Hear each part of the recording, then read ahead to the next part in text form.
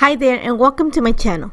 Today's project is for the Vicki Boutin design team, and this week we are working projects based on the September mood board, which is flashing right now on the screen.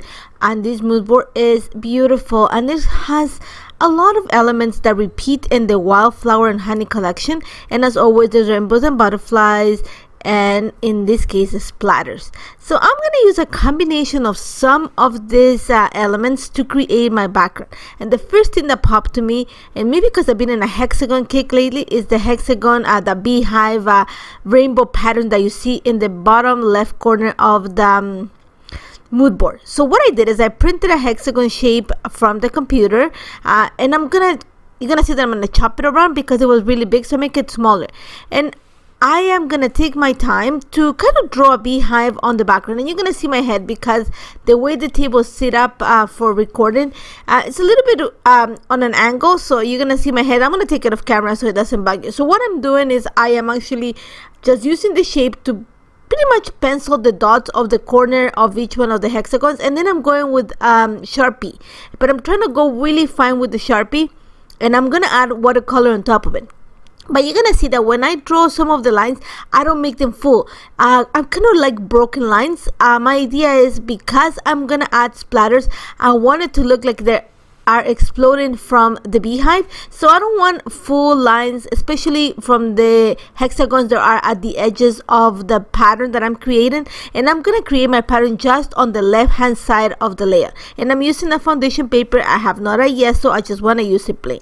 So one of the other things that I love about the mood board is the splatters, because you guys know me, I love splatters. So I am going to create a rainbow of splatters on my background, starting with a little bit of the reddish tone.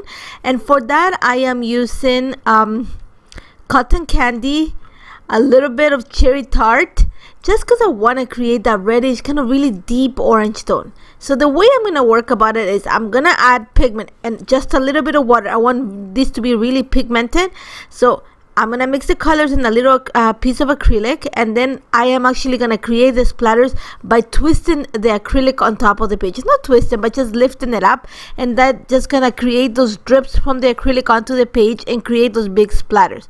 Now what I'm going to do now is I'm going to add a little bit of water and just kind of stretch some of the splatters that I added inside of the hexagon. I'm going to try my best to add a different color to each one of the hexagons. I'm okay if they actually kind of extend a little bit. That's the look that I'm going for. Like I said, my idea is I want splatters kind of popping or exploding out of each one of the hexagons.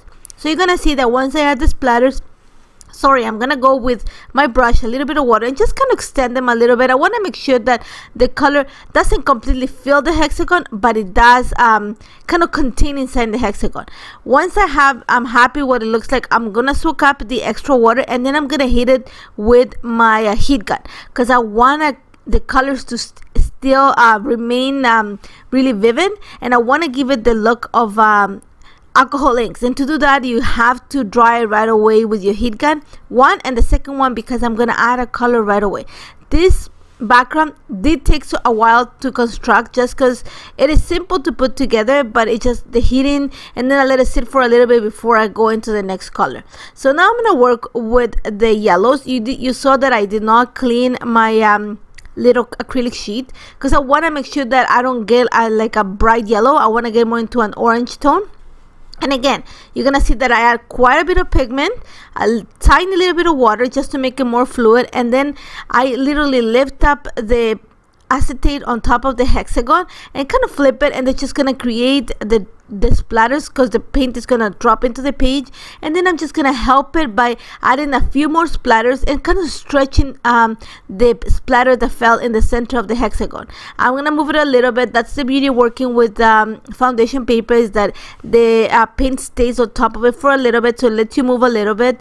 And then I'm gonna hit it with my blaster, and you're gonna see it slowly how by hitting it with the heat gun, it creates the lines where the pigment is drying. So it gives you a little bit of I'm gonna say like kind of I don't know the exact word I'm talking, but it gives you the idea of alcohol inks, and I love it. And then I'm just gonna keep working. I am gonna work with this yellow tone. I wanted to get to an ochre tone, so what I did is I added a little bit of blue Hawaiian to the yellow mix that I had there, and you're gonna give me that beautiful kind of ochre gold tone, and I'm gonna add it to one of the hexagons, and I'm gonna continue working in the same fashion. Again, mix the color on a piece of acrylic, or if you have a piece of plastic, a packaging, just mix it with a little bit of water, and then kind of lift up the plastic, let the paint literally splatter on the hexagon, dry up the excess of the liquid that you have, and then heat it with your heat gun, kind of moving the pigment a little bit, and that's gonna create a beautiful look of alcohol inks. And I'm gonna continue working. Like literally, I use every single color of the watercolor markers, just because I wanted a rainbow and I wanted something very vivid. And by working this technique, you're gonna create those really vivid colors. They're not gonna wash out. The beauty of watercolor markers is they're highly pigmented, and when you heat it, you pretty much seal in the color. When you add water, it will kind of restart, but it's not gonna lose the vividness. Am I saying it properly? I hope so. But that's the way I'm gonna work out. I'm gonna take it off camera in a little bit, just because I wanted to it took a while. Like I said, I had 2 hours of footage, and this took the longest, I think. So I'm gonna take it off camera, keep working. Like I said, I went through every single color of the watercolor markers. I mixed them a little bit, to create the blue. That's blueberry pie, and on the right is blueberry pie with a little bit of blue Hawaiian, and on the left is a lot of blue Hawaiian with a little bit of blue. So you get the different shapes, and then I'm just gonna like I said, I play with every single color, just because my idea was I wanted to create a beehive that was as colorful as the one you see in the mood board. And I love how this turned out.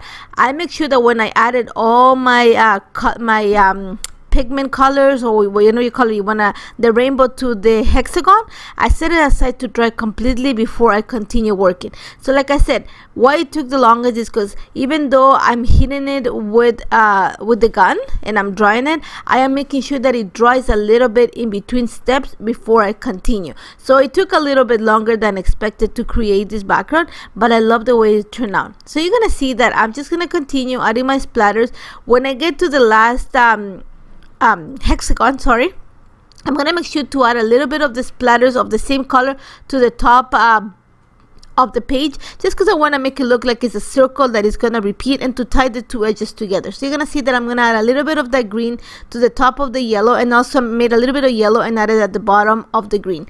And that's about it. I love how this turned out. It was fun to put together, probably one of my favorite backgrounds. And you're gonna see what I'm gonna do right now. Remember how I penned the hexagon lines to create the background? Well, I'm gonna come back in, and this time again I'm gonna use a Sharpie, and I'm gonna bring one of Vicki's markers. If you have collected her stuff since she started producing or designing for American Crafts, then in the first release she had a set of markers. I'm glad that I have 2 sets of them, and it actually has a black one in it. So I'm going to use it to literally, I'm going to redraw the lines that I created for the original hive in this case, but this time I'm going to scribble them. So you're going to see that I'm going to use the marker in some areas, especially in the angles, just to accent those little tips, I'm going to say, or the vertices of the hexagon. And then I'm going to use my Sharpie to go over the line, and I'm going to kind of scribble it, and that's going to give me a more natural look. Remember how, like I said, my idea is to have the splatters as if they're like exploding from the beehive. So I thought it was going to give you a more organic, no sort of structure look to the layout. And you're going to see that this took no time. The key here was to make sure that I drew it with the ruler at the beginning. I had my base.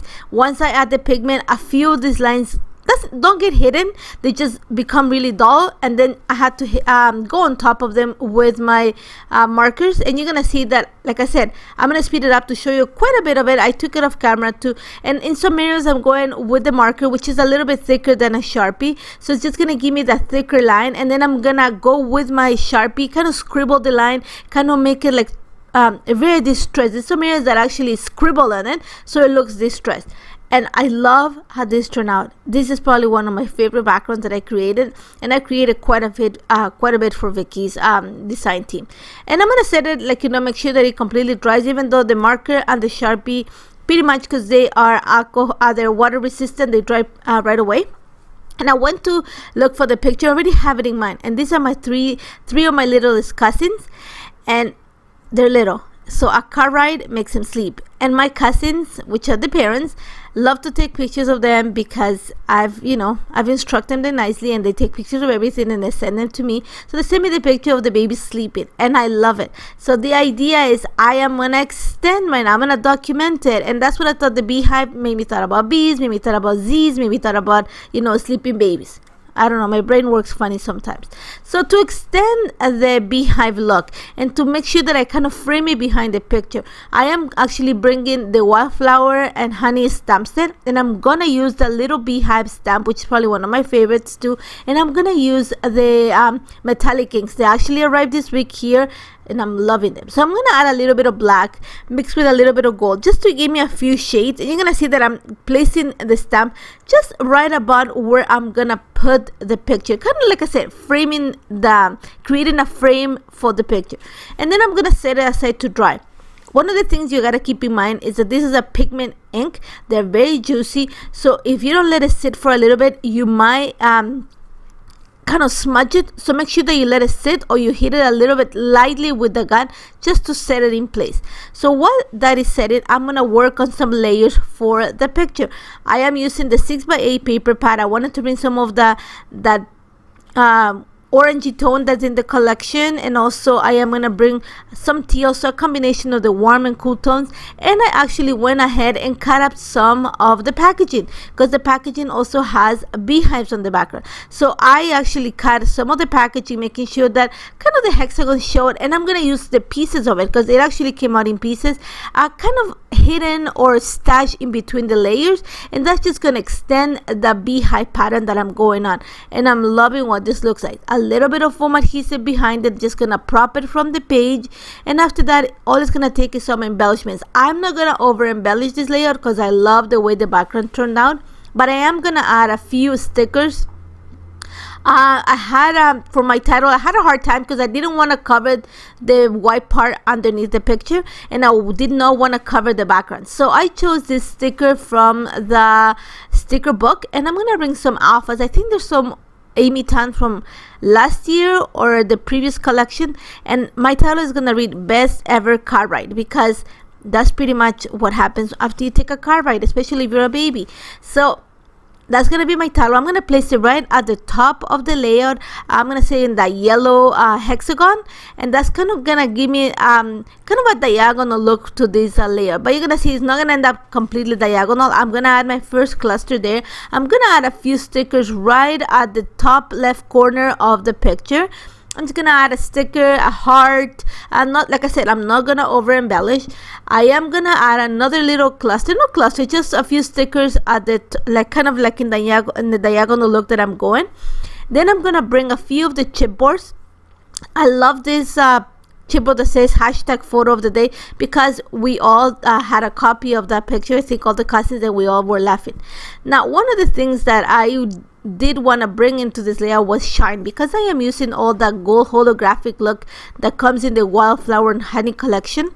I wanted to add like kind of fake it in a way, gold paper on the background. So I'm going to use some of the washi tape and kind of stash it underneath the layers. You only going to see, a little peek of the gold, but that's enough. I don't want to overdo it. I just want to have, like I said, I want to kind of bring a little bit of shine to that layer, especially underneath where the beehive is at. And after that, I'm just adding a few more stickers, some pieces of ephemera, and here's where the bees are going to come in. I pulled bees from the, I think it's from the icons pack, from the cardstock stickers, also from the sticker book. And then I'm going to bring a few more shine. So I'm going to bring some of the gold stars, and for that I'm just bringing some from the sticker book, some from the cardstock stickers, some from the puffy stickers. I want different dimensions, different textures on the layout. After that, I added my lines of journal right underneath the picture, and that's about it. I love how this turned out, even though it took a little bit longer than expected. Like I said, my background took a while, but I love how vivid. I love the fact that it has the shapes, the hexagons in the background, that it actually looks like an illustration, and it was super simple to put together.